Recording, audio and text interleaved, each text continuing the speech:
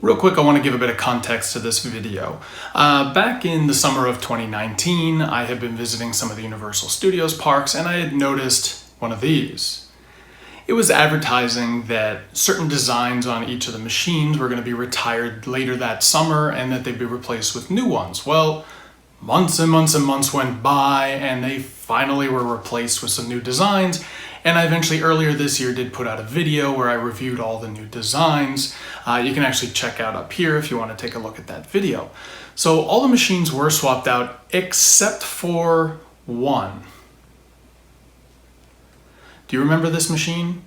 Yeah, for some reason, I'm not really sure why, but they had put that sticker on stating that all three of the designs were going to be replaced. And yet, when all the other machines were done, this machine still had the same designs, and eventually they did actually take the sticker off.